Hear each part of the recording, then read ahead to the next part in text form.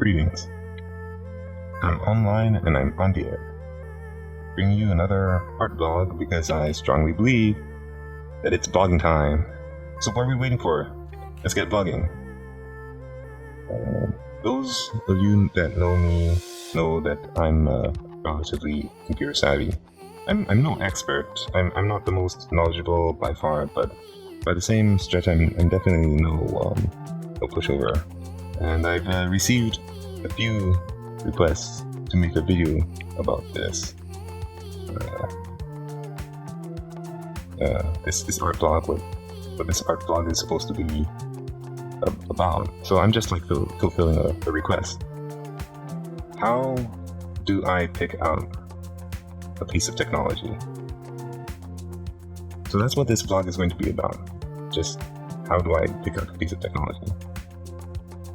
Oh, I'm gonna try and make this short and sweet because, well, who wants to watch something that's like more than 10 minutes long? I know that I have like a bit of a short attention span when it comes to watching YouTube videos. So, okay, let's get to it. Let's say I wanted to pick up a new laptop as of around the time this video was made. How would I go about picking out a machine? Like, what kind of laptop would I get? Well, there are a lot of different websites for that, like, sell these kind of things. There's like Newegg, there's Best Buy, there's, I don't know what, like, ask around. There are a lot of sites out there that sell these things. Like, personally, I go to Best Buy. It's straightforward, it's quick, and there are a lot of Best Buy locations all over town and blah, blah, blah. I'm certain that like other places have like stores kind of like Best Buy where you can get electronics, because go to Best Buy. I mean, you can say whatever you want about Best Buy. They tend to have like some pretty solid quality stuff. You know, so long as you know what you're looking for. I would navigate to the gaming laptop section. Laptops, gaming laptops. Yeah. The nice thing about sites like Best Buy site is they have a lot of like different categories, like lots of different categories. So you can really narrow down your search towards whatever it is that you're looking for. The price range I would go for is about like maybe $1,000 to like maybe $1,500. The reason I pick this price range is because, well, the way technology tends to work is like the more money, and I guess this is like a general rule of thumb for a lot of different things. The more money you throw at something, the more you're gonna get out of it. The higher performance device you're gonna be able to get, up to a certain point. However, at some point, the amount of performance you're getting from the device per dollar, it begins to plateau. You're getting less and less performance for your dollar, less bang for your buck. Like, let's say I'm going to like make up some figures here. Let's say you find a CPU that's like $500. Let's see if I can find a $500 CPU.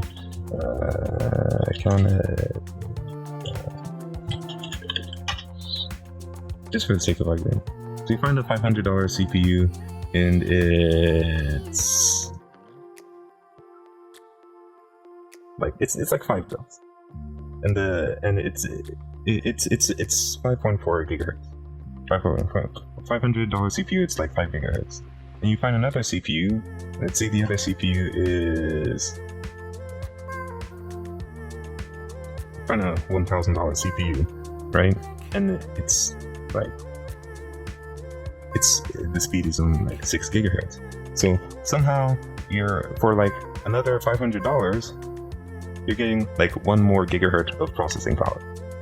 You understand what I'm saying? You're basically getting less bang for your buck. It just doesn't make sense. There's obviously a lot of other factors which affects a processor's performance besides its gigahertz speed. This is just an example to prove a point. I find that a range of 1 to 1.5K per laptop is like a nice middle ground between performance and getting the most bang for your dollar. Okay, let's talk about brands. We got a lot of brands to choose from. XPG. I have no idea what that is. Honestly, I don't think brands are really that important. Almost any kind of brand is okay, except for maybe HP and maybe Lenovo. Why not HP? Well, I'm not certain how they're doing things right now, but about 10, maybe 15 years ago, they had a reputation of putting out products with these like incredible specs, inflated specs, amazing specs. But the products, the internal components were they weren't good, and the systems just like they would like break down or overheat or what have you. They just didn't do it as well. I remember about 10 to like 15 years ago, all these people were excited about getting these pavilion device. You can look this stuff up online. This information was it was on the news. Like these HP pavilion machines, like 10, 15 years ago, right? And these pavilion machines, they had like all these overheating. They'd overheat and they'd break down and stuff. They had like these overheating issues, and I tried to warn people, don't touch these machines. Don't touch these machines. But story of my life, man. Like nobody listens to me. Like no one. So within about a year or two, like they all overheated and broke down. And I remember seeing news reports about this. The laptop actually burned a consumer. It burned their lap. The entire concept of having a laptop is that you can use it in your lap. They used it on their lap and it burned them. Oh, I'm sorry, I shouldn't laugh. This is really horrible. It's a really horrible thing that transpired, right? Whenever I try and give someone like good advice in terms of like picking up just like anything, any kind of good advice, like a lot of people they don't listen. They don't listen to me. And Lenovo, well, I don't know, man. Honestly, I don't really have much experience with like Lenovo systems. Like I don't think I've seen a Lenovo system with like solid specs at a good price. I don't think I've ever seen a Lenovo system like that. I think they're like geared more towards like business or something. I'm not sure.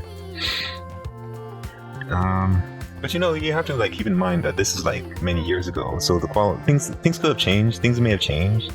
The quality of their products may have improved. I don't know. Like find other computer nerd friends, ask for their opinion. I can only like tell you so much. I'm no expert. Acer is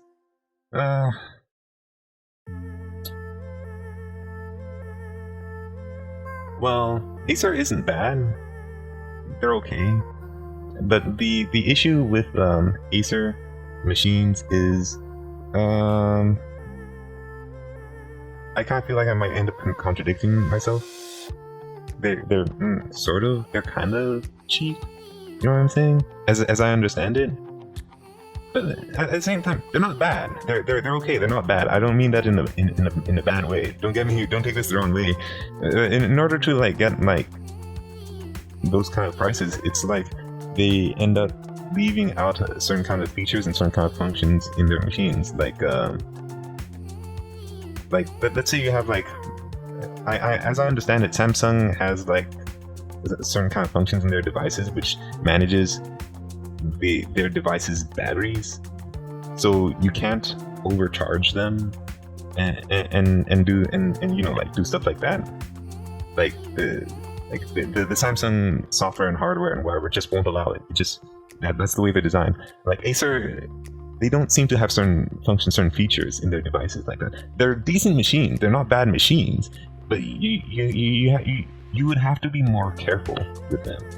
And I know lots of people aren't really careful with managing their devices, and they're just going to end up like killing a battery or something. That's pretty much what happened to my last laptop. I killed the battery. I killed it. That battery is dead, and I couldn't replace it because it was like 5 or 10 years old, so I couldn't get a replacement for that battery. Whenever I use this laptop, I need a power outlet. There's no other way of using it otherwise. Like, it was a nice machine. GPU family.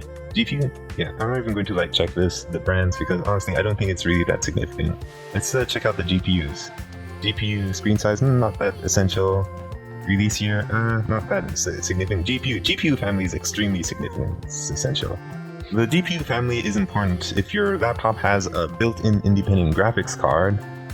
An independent graphics card is obviously going to be more powerful than something that isn't. So if it says NVIDIA GeForce, RTX, NVIDIA, GTX, AMD, Radeon, these all have built-in independent graphics card.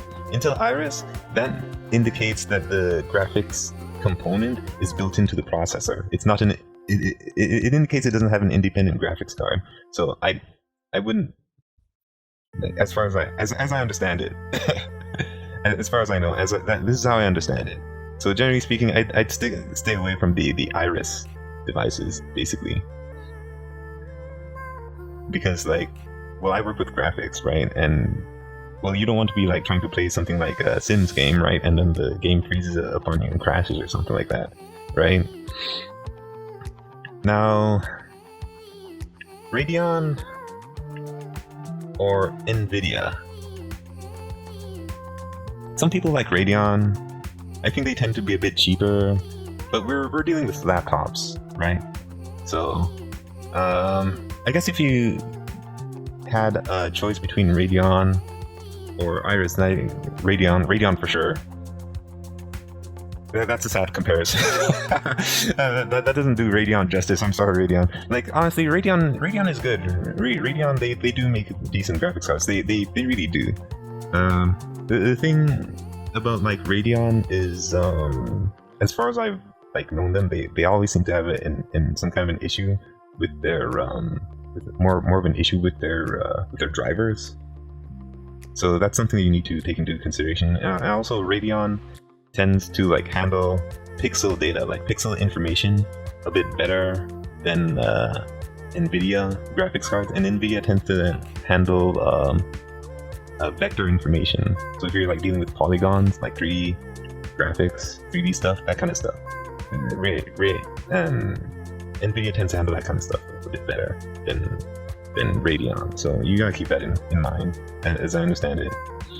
Well, personally, I like GeForce, right? And these graphics cards are so powerful in terms of pixel information, it hardly even matters.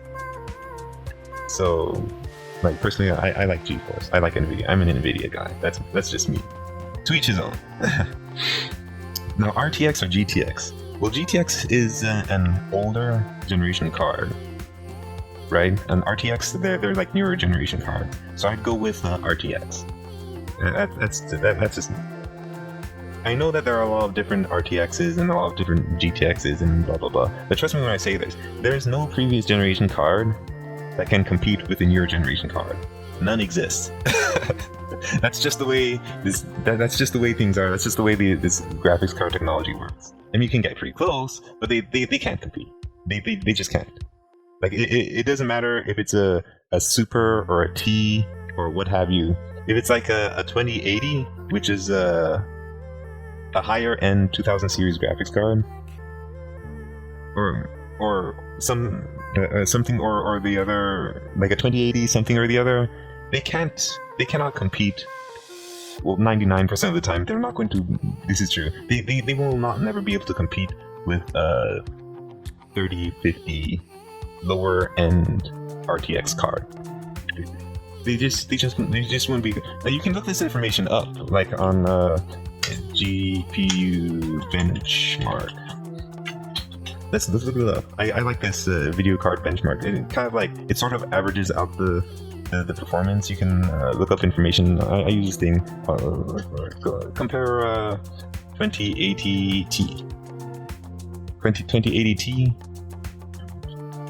and compare 3050. 3050. Okay, this was a bad example. All right. That was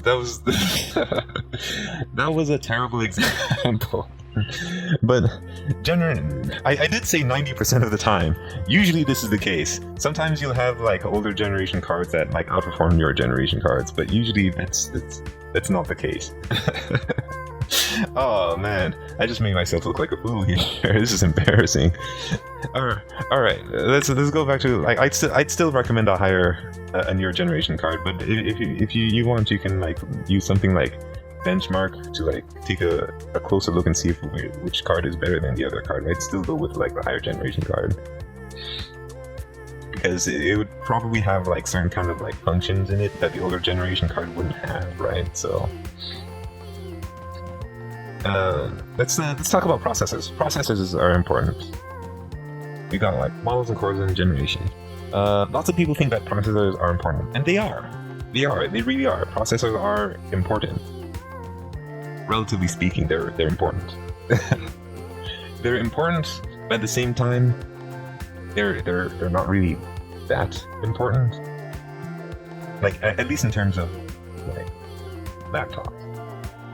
And if you have a laptop with like decent specs, then the processor is going to is bound to have decent specs too. You have to have like a certain level processor to manage a certain amount of RAM and manage a certain amount of hard drive space. I believe this is accurate. I need to double check that. But generally speaking, if you have like a system with decent specs, you're gonna have a decent processor. It goes with the territory. So here's the deal with processors. The processor, the central processing unit, the CPU, is the heart and the brain of your laptop, the core that drives the performance. A fast processor can handle more demanding tasks like HD content, gaming, video editing. High-powered CPUs like AMD or Intel processors are specifically designed for graphics-intensive jobs as well as quad cores or more, since they process huge amounts of data without breaking a sweat. All this information is in the Best Buy website. Like, the Best Buy website will explain to you what's important and why is it important, blah blah blah, what have you.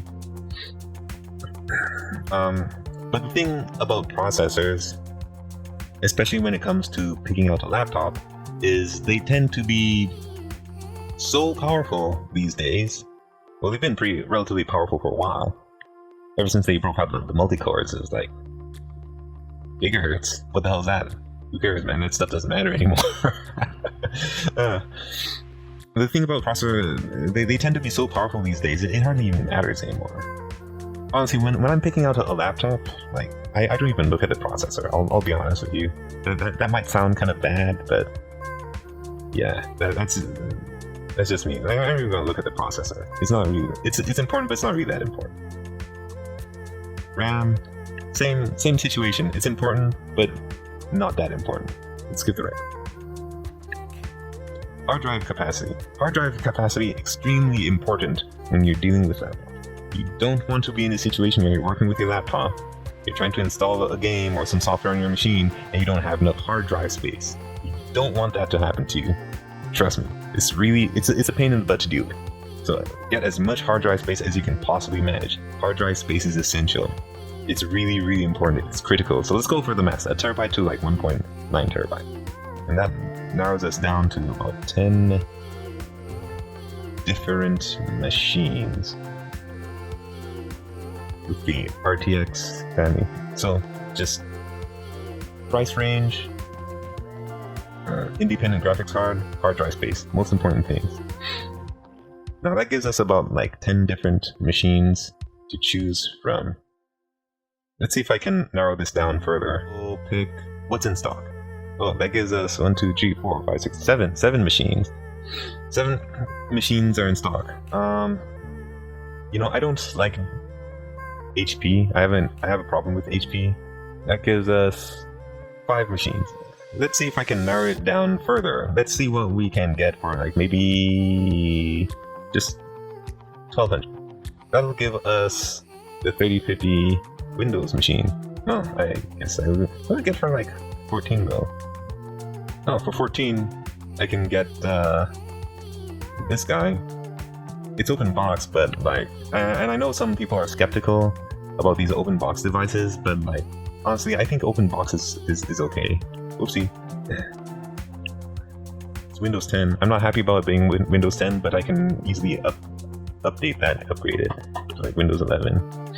I still use Windows 10. I'm afraid of switching to Windows 11 because, you know, whenever they come up with a new anything, there are glitches that need to be worked out. Right? So I'm just waiting for the market to work out the glitches in the Windows operating system before I consider moving. That's my logic. Maybe next year. Maybe I'll upgrade next year to Windows 11, but not now. So let's see. There's that, the 3060. Now, the 3050s are in stock and support the similar specs as the 3060. But the thing about the 3050, it's a lower end last generation graphics card. Now, don't let that detract you.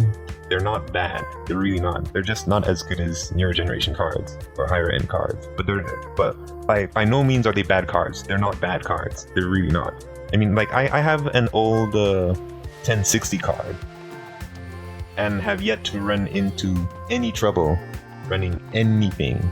So, and the 1060s are like what? How old are they? Like 4 or 5 generations old or something like that. And I'm like I haven't had any trouble like running anything.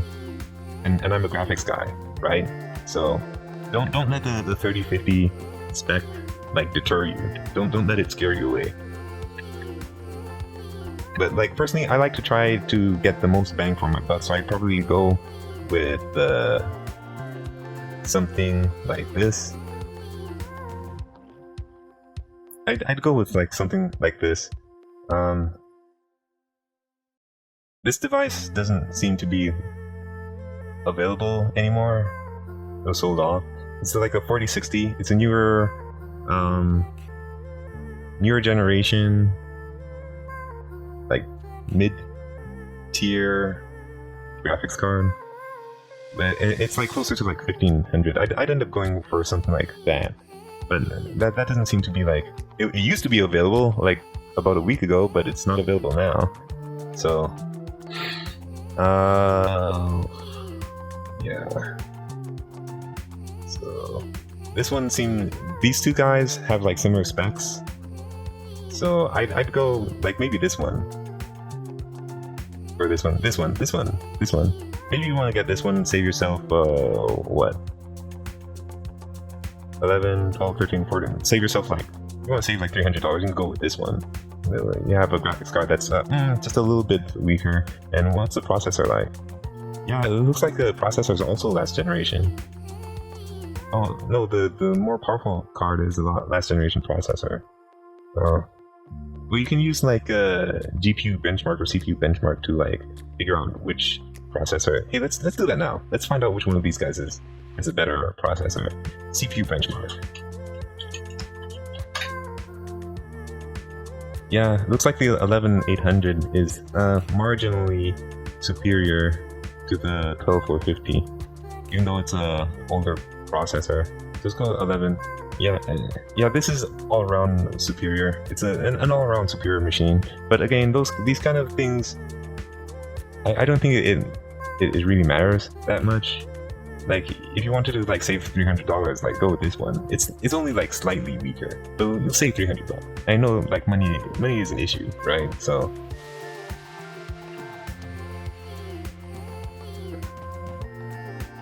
Now, of course, money is an issue. And you may want to find something that's less than 1K. So let's see what we get. Let's see what we get if you find something that's like less than a K. Yeah, this is what you're going to get if you find something that's less than 1K. For less than a K, this is actually a decent system.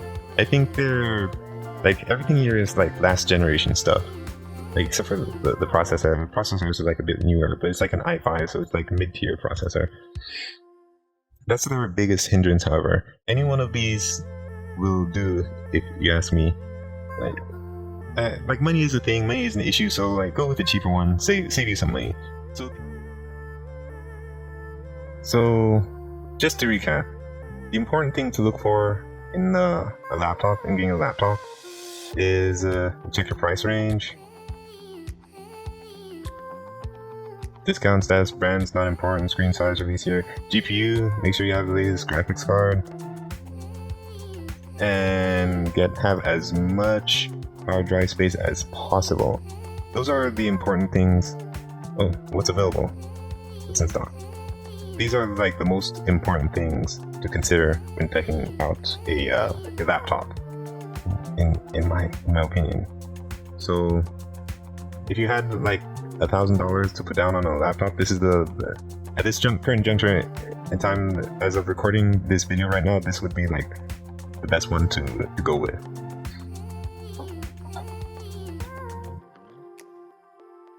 So it's important the important things to look for in a laptop are hard drive space and price and the graphics card, and stay away from brands like HP that put junk into their computer systems like 10 years ago. And if you don't know what brand is good to go to like CC, ask them, tell them that you're looking, or like talk to your computer.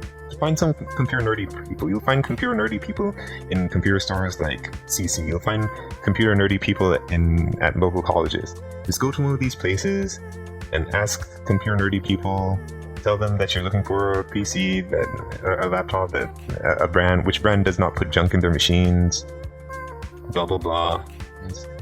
Like HP did 10 years ago. Don't ask them too many questions though, because they'll get annoyed and they'll ignore you. Like a bunch of elitists.